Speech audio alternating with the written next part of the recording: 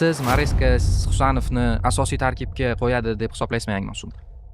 Xo'p, Husanov o'ziga ko'p narsa bog'liq deb o'ylayman, chunki ko'ryapmiz, masalan, ba'zida unda pasayishlar ham bo'lib turadi.